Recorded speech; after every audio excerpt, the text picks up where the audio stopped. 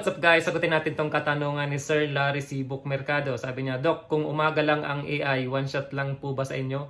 Dito po kasi sa farm na hawak ko, Cavite, 2 shots morning, 1 shot, afternoon, 2nd shot. So, sabi niya, sa hawak na farm niya, 2 shot sila, isa sa umaga, isa sa hapon. So, tinatanong niya kasi dito sa amin kung isang shot lang daw ba kami. Yes, dito sir sa amin ay 24 hours ang interval. So kung nag-start ka ng alas 7, the next alas 7 na rin ang second dose niyan.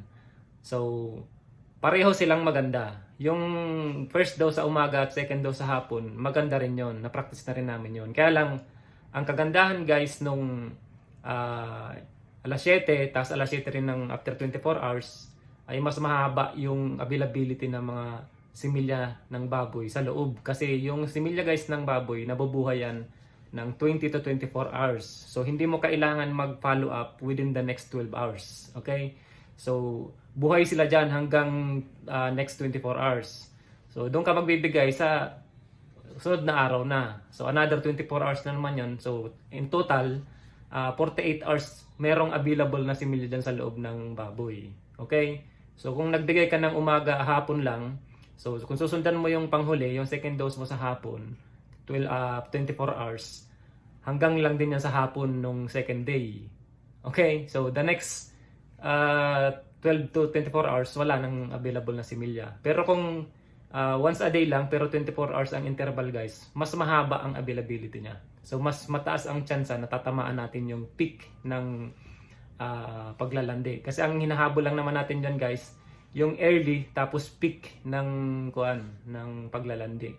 Yung from peak papunta sa end, hindi na natin hinahabol yun guys kasi mataas na ang ang chance na hindi mabuntis ang baboy natin.